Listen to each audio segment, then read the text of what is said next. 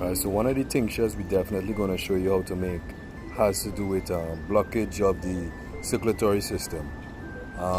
You could put it together from there. Once you have a blockage within the circulatory system, you know a whole chain of events could happen. Now, the tincture that we make, right, is going to basically unclear the blockage, right? What it's going to do is going to move the blood.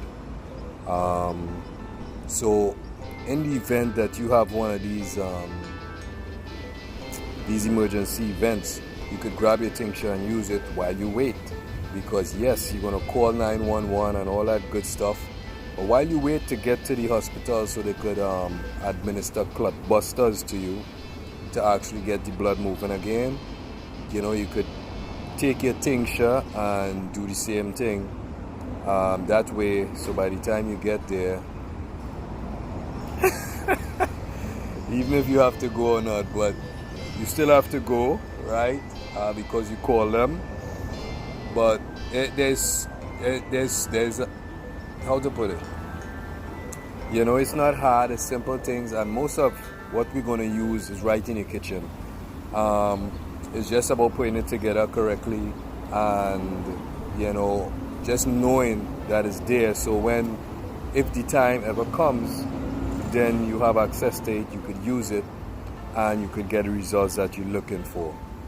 You know, most of the time when it comes to circulatory issues, yes, we know food is definitely an issue, right? What we're putting in, you know, it could clog the veins and arteries. But then there's what we're not putting in. And when I say what we're not putting in, I'm talking about the right amount of calcium. You know, when we talk about calcium, you know, everybody talk about milk, you know, as the main thing, or get your calcium. And, you know, when women pregnant, that's one of the first things that they talk about, calcium and iron. If you're not getting efficient amount of iron, you know, there won't be much growth, of course. There was one time, the young lady was having twins, and one was growing faster than the next, wasn't getting enough iron, because we know the iron carries that protein that carries the oxygen. So when it comes to growth, we know oxygen is needed, so it was a shortage. Now, for that child to get that oxygen to start growing normally, so-called normally, then obviously you have to give her the right iron. And this is why you don't find the iron in the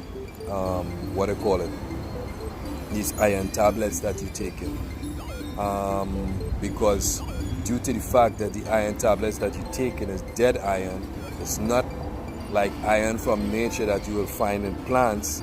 This is why people get constipated, because there's no movement with it. It's dead.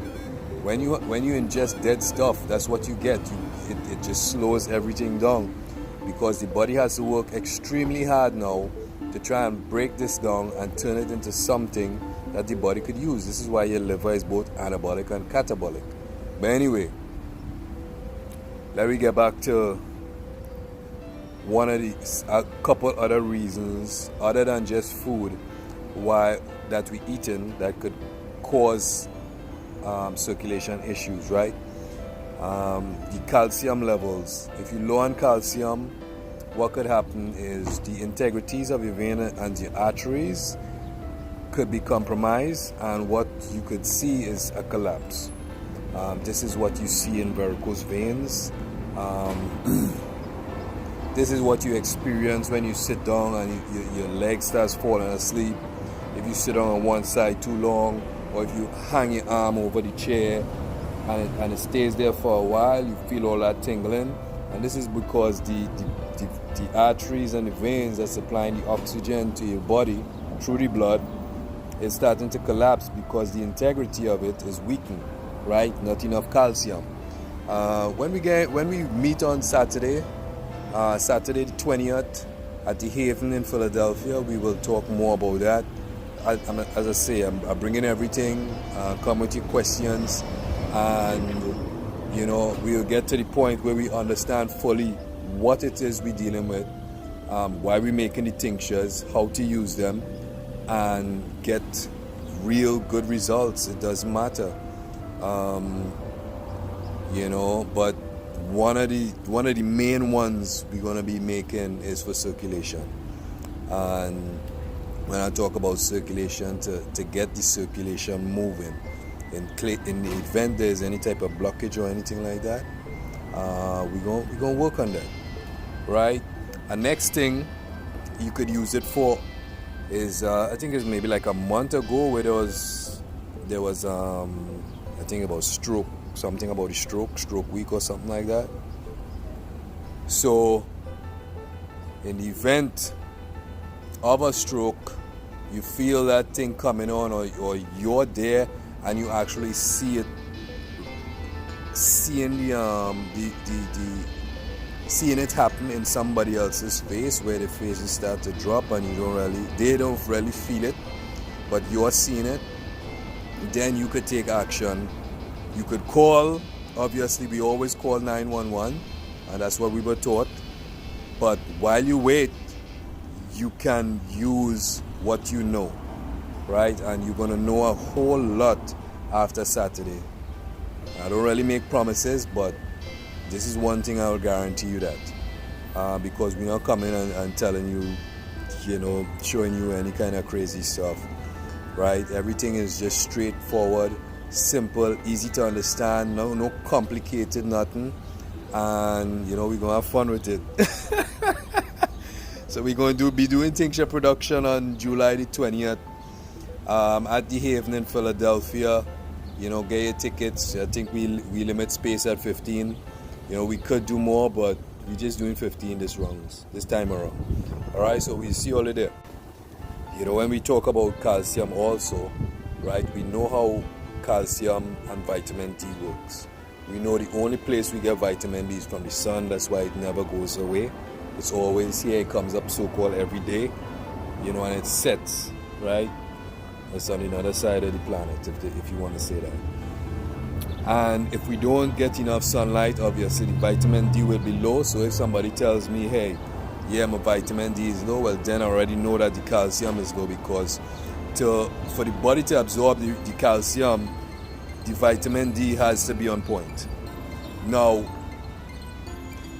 we're going to show you a tincture that even if the vitamin D is low, that tincture will do what it needs to do, and not only do what it needs to do, but provide a lot of calcium that the body could absorb.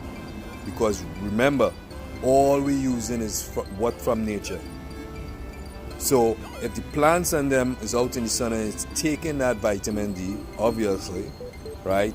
And this is why, you know, you got all these foods that go from, or should say fuel, that goes from green to yellow to red, absorbing all that sunlight.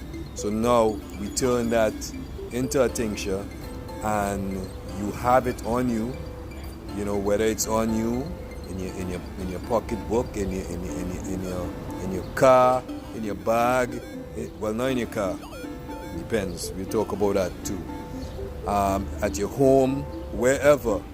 You know, it's been a while since we put together a first aid kit, but you know what, this will be the beginning of it, and eventually we're going to finish our first aid kit and we're going to put it out so people could have access to it, right? A natural first aid kit where you could get very effective results just using simple techniques.